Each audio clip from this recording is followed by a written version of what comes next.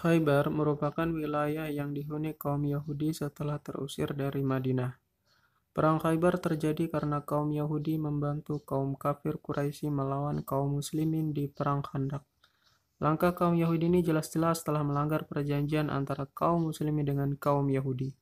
Rasulullah SAW pun mengusir kaum Yahudi dari Madinah karena mereka melanggar perjanjian damai yang telah disepakati sebelumnya. Sebelum terusir, kaum Yahudi memang merencanakan penyerangan untuk membalas dendam kepada Rasulullah dan kaum muslimin. Mereka merasa dendam karena rentetan peristiwa seperti Bani Kainuqa dan Bani Nadir yang terusir, serta terbunuhnya Bani Quraizzah dan tokoh-tokoh Yahudi. Di tahun ke-7 Hijriah, Rasulullah akhirnya berangkat menuju Khaybar bersama sekitar 1.400 sahabat. Pasukan berangkat dari Hudaybiyah. Di sana terjadi perjanjian antara kaum muslimin dan kaum kafir Quraisy.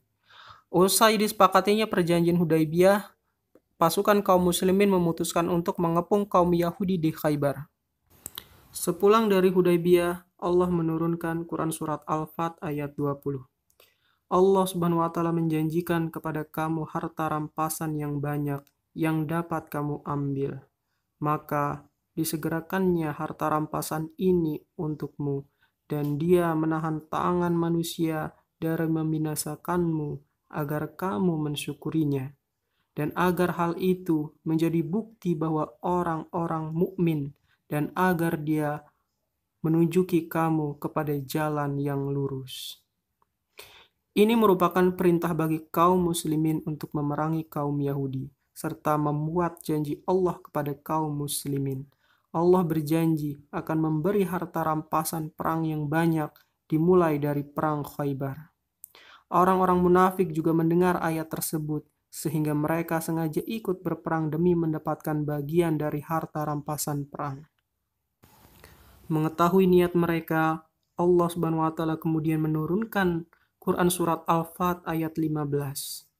Allah berfirman, orang-orang Badui yang tinggal itu akan berkata apabila kamu berangkat untuk mengambil barang rampasan, biarkan kami, niscaya kami mengikutimu.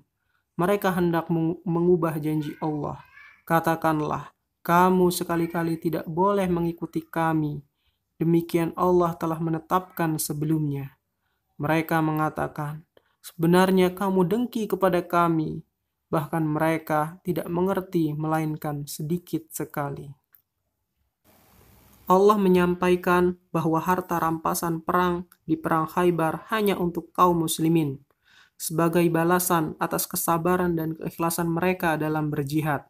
Berbekal janji Allah ini, kaum muslimin berangkat dan bertekad menebus benteng pertahanan kaum Yahudi. Wilayah Khaybar sendiri diketahui merupakan pemukiman Yahudi dengan benteng berlapis, serta persediaan senjata yang kuat. Namun informasi tersebut tidak menggetarkan semangat kaum muslimin dalam memerangi kaum Yahudi di Khaybar. Kaum muslimin sempat berjalan sambil bertakbir dan tahlil dengan suara lantang. Akan tetapi Rasulullah SAW memperingatkan mereka untuk merendahkan suara. Rasulullah bersabda bahwa Allah Maha dekat dan bersama mereka, serta tidak tuli dan tidak jauh. Pasukan kaum muslimin tiba di Khaybar sebelum subuh. Kedatangan mereka tidak diketahui oleh kaum Yahudi. Mereka baru mengetahui kehadiran pasukan kaum muslimin ketika hendak bekerja dan beraktivitas. Melihat serombongan pasukan itu, mereka berkata, "Itu Muhammad bersama pasukan perang." Kaum Yahudi akhirnya kembali masuk ke dalam benteng Khaybar karena takut. Melihat hal itu, Rasulullah SAW bersabda, Allahu Akbar, binasalah Khaybar. Sesungguhnya jika kami datang di tempat musuh, maka hancurlah kaum tersebut. Kaum muslimin mulai menyerang dan mengepung benteng Khaybar. Akan tetapi, sahabat yang bertugas membawa bendera perang tak berhasil mengalahkan kaum Yahudi. Mengetahui situasi tersebut, Rasulullah berkata, besok akan aku serahkan bendera perang kepada seseorang yang Allah dan Rasul-Nya mencintai, dan dia pun mencintai Allah dan Rasul-Nya. Allah akan memenangkan kaum muslimin lewat tangannya. Mendengar hal itu, para sahabat sangat antusias dan berharap bendera perang akan diserahkan kepadanya. Bahkan Umar juga sangat ingin menjadi pembawa bendera perang tersebut. Umar berkata, Aku tak pernah menginginkan kebesaran kecuali pada perang Khaybar. Saat pagi tiba, para sahabat bergegas berkumpul dan menghadap Rasulullah SAW. Mereka berharap menjadi orang yang akan diberi amanah membawa bendera perang tersebut. Melihat para sahabat berkumpul, Rasulullah bertanya, "Di mana Ali?" Para sahabat menjawab, "Dia sedang sakit mata ya Rasul. Sekarang dia ada di dalam tendanya." Kemudian Rasulullah meminta para sahabat untuk memanggil Ali. Ali kemudian menghadap Rasulullah dalam keadaan sakit mata. Melihat kondisi Ali, Rasulullah meludahi mata Ali sehingga sakitnya sembuh seketika. Ali pun merasa sangat sehat, seakan tak pernah merasakan sakit sebelumnya. Bendera perang kemudian diserahkan kepada Ali bin Abi Thalib.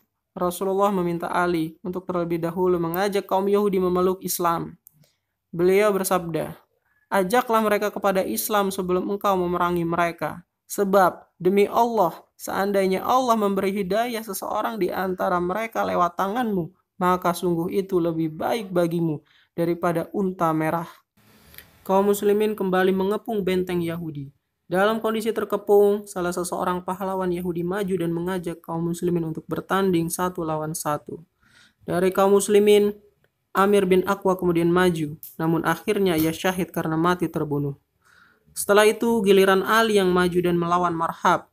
Kali ini, Marhab yang terbunuh hingga kaum Yahudi merasa takut dan mental mereka tidak kuat sebelumnya. Kondisi demikian membuat kaum muslimin berani merangsek ke dalam benteng Khaybar yang berlapis-lapis. Ketika kaum Yahudi kalah di satu lapisan benteng, mereka berlindung di lapisan benteng berikutnya, dan begitu seterusnya. Kaum Yahudi kian terdesak, hingga akhirnya kaum muslimin berhasil meraih kemenangan. Ada banyak korban dari kaum Yahudi dalam perang Khaybar. Puluhan orang tewas, sementara anak-anak dan wanita menjadi tawanan. Salah satu yang menjadi tawanan adalah Sofiyah binti Huyai, yang kemudian menjadi istri Rasulullah SAW setelah diajak masuk Islam. Sementara di sisi kaum muslim, ada belasan orang yang mati syahid. Salah satunya dari kaum Baduy yang mendatangi Rasulullah untuk masuk Islam dan memohon ikut berhijrah.